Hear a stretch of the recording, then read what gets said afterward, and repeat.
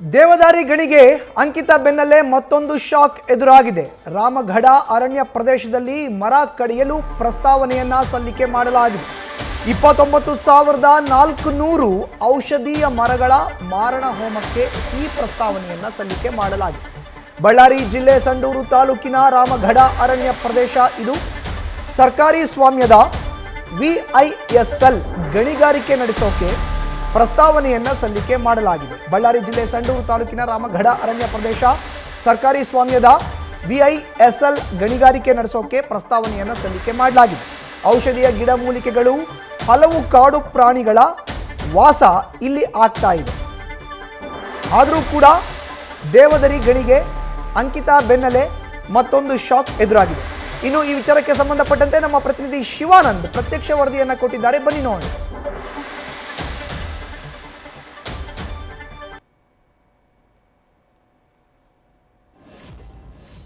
ಸಂಡೂರಿನ ಪ್ರಕೃತಿಯ ಗಿಡಗಳಿಗೆ ಈಗ ಸರ್ಕಾರ ಕೊಡಲಿ ಏಟು ಹಾಕೋಕೆ ಮುಂದಾಯ್ತಾ ಅನ್ನುವಂಥ ಒಂದು ಪ್ರಶ್ನೆ ಈಗ ಪರಿಸರ ಪ್ರೇಮಿಗಳನ್ನ ಚಿಂತೆಗೇಡು ಮಾಡಿರುವಂಥದ್ದು. ಅದರಲ್ಲೂ ಕೂಡ ಏನು ಸಂಡೂರು ತಾಲೂಕಿನ ರಾಮಗಢ ಅರಣ್ಯ ಪ್ರದೇಶ ವ್ಯಾಪ್ತಿಯಲ್ಲಿ ಸುಮಾರು 250 ಎಕರೆ ಪ್ರದೇಶದಲ್ಲಿ ಈಗ ಏನು ಮತ್ತೆ ಗಣಿಗಾರಿಕೆ ನಡೆಸೋಕೆ ಏನು ಪ್ರಸ್ತಾವನೆ ಸಲ್ಲಿಕೆ ಆಗಿರುವಂಥದ್ದು. ಅದರಲ್ಲೂ ಕೂಡ ಏನು ರಾಮಗಢ ಪ್ರದೇಶದ ವ್ಯಾಪ್ತಿಯ ಸುಮಾರು 150 ಎಕರೆ ವಿಸ್ತಾರ ಪ್ರದೇಶ ವ್ಯಾಪ್ತಿಯಲ್ಲಿ ಬರ್ತಕ್ಕಂಥ ಸುಮಾರು 29,400 ಮರಗಳನ್ನ ಈಗ ತೆರವು ಮಾಡಬೇಕನ್ನುವಂತ ಒಂದು ನಿಟ್ಟಿನಲ್ಲಿ ಈಗ ಸರ್ಕಾರಕ್ಕೆ ಪ್ರಸ್ತಾವನೆ ಸಲ್ಲಿಸಿರುವುದು ಈಗ ಆತಂಕಕ್ಕೆ ಕಾರಣ ಆಗಿರುವಂತದ್ದು. ಅದರಲ್ಲೂ ಕೂಡ ಸರ್ಕಾರಿ ಸ್ವಾಮ್ಯದ ಏನು ವಿಶ್ವೇಶ್ವರಯ್ಯ ಉಕ್ಕು ಕಾರ್ಖಾನೆಗೆ ಈ ಒಂದು ಅದಿರನ್ನ ಶಿಫ್ಟ್ ಮಾಡಲಾಗುತ್ತೆ ಅನ್ನುವಂತ ಒಂದು ಮಾಹಿತಿಗಳನ್ನ ಇಲ್ಲಿನ ಪರಿಸರ ಪ್ರೇಮಿಗಳು ಹೇಳ್ತಾ ಇರುವಂತದ್ದು. ಹೀಗಾಗಿ ಇಲ್ಲಿ ಇರ್ತಕ್ಕಂಥ ಸುಮಾರು ಅಂದ್ರೆ ಏನು 150 ಎಕರೆ ಪ್ರದೇಶದ ವ್ಯಾಪ್ತಿಯಲ್ಲಿ ಬರ್ತಕ್ಕಂಥ ಏನು ಮರಗಳನ್ನ ಅಂದ್ರೆ ಔಷಧೀಯ ಸಸಿಗಳಾಗಿರ್ಬೋದು, ಇಲ್ಲಿರ್ತಕ್ಕಂಥ ಸಂಪೂರ್ಣವಾದಂತ ಕಾಡು ಪ್ರದೇಶವನ್ನ ಏನು ಕಡಿದು ಹಾಕಲಾಗುತ್ತೆ ಅನ್ನುವಂಥ ಒಂದು ನಿಟ್ಟಿನಲ್ಲಿ ಈಗ ಸರ್ಕಾರಕ್ಕೆ ಪ್ರಸ್ತಾವನೆ ಸಲ್ಲಿಕೆ ಆಗಿರುವಂಥದ್ದು. ಹೀಗಾಗಿ ಇಲ್ಲಿರ್ತಕ್ಕಂಥ ಏನು ಕಾಡು ಪ್ರದೇಶದಲ್ಲಿ ಇರ್ತಕ್ಕಂಥ ಜೀವರಾಶಿಗಳಾಗಿರ್ಬೋದು, ಮತ್ತೆ ಇಲ್ಲಿರ್ತಕ್ಕಂಥ ಪರಿಸರ ಹಾಗೆ ಏನು ಜಲಮೂಲಗಳು ಕೂಡ ಬತ್ತಿ ಹೋಗುವಂಥ ಒಂದು ಆತಂಕ ಕೂಡ ಇಲ್ಲಿನ ಪರಿಸರ ಪ್ರೇಮಿಗಳಿಗೆ ಮನೆ ಮಾಡಿರುವಂಥದ್ದು. ಅಂದರೆ ಸುಮಾರು ಈಗ 2014 ಈ ಒಂದು ಪ್ರಸ್ತಾವನೆ ಮುನ್ನೆಲೆಗೆ ಬಂದಿತ್ತು. ಆದರೆ ಆಗ ಸಂಡೂರು ಮತ್ತು ಬಳ್ಳಾರಿಯಲ್ಲಿ ಇರ್ತಕ್ಕಂಥ ಪರಿಸರ ಪ್ರೇಮಿಗಳು ತೀವ್ರ ವಿರೋಧ ವ್ಯಕ್ತಪಡಿಸಿದ ಹಿನ್ನೆಲೆಯಲ್ಲಿ ಆ ಪ್ರಸ್ತಾವನೆಯನ್ನು ಹಿಂಪಡೆಯಲಾಗಿತ್ತು. ಆದರೆ ಏಕೈಕೀಗ 2024 ಮತ್ತೆ ಈ ಪ್ರಸ್ತಾವನೆ ಮುನ್ನೆಲೆಗೆ ಬಂದಿರುವಂಥದ್ದು. ಜೊತೆಗೆ ಈಗಾಗಲೇ ಅರಣ್ಯ ಇಲಾಖೆಗೆ ಈ ಒಂದು ಪ್ರಸ್ತಾವನೆ ಕೂಡ ಸಲ್ಲಿಕೆ ಆಗಿರುವಂಥದ್ದು. ಅಂದರೆ ಸುಮಾರು 150 ಎಕರೆ ಪ್ರದೇಶದ ವ್ಯಾಪ್ತಿಯಲ್ಲಿ 29,000ಕ್ಕೂ ಹೆಚ್ಚು ಮರಗಳು ಏನು ಬರ್ತಾವಲ್ಲ ಅವುಗಳನ್ನು ಸರ್ವೆ ಕೂಡ ಈಗ ಮಾಡಲಾಗಿರುವಂಥದ್ದು.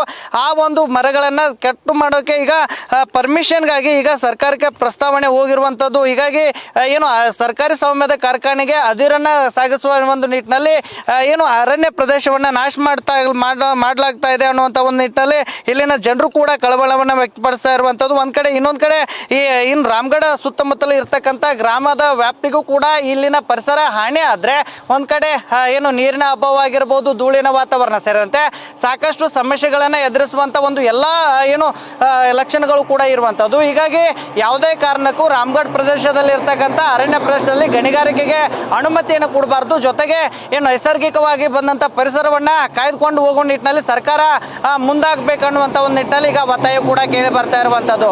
ಕ್ಯಾಮ್ರಾಮನ್ ಕಾರ್ತಿಕ್ ಜೊತೆಗೆ Shivanand Madeli, news first Kannada, Ballari. News first ನಿರ್ಭೀತಿಯಿಂದ ನಿಮ್ಮ ಪರವಾಗಿ.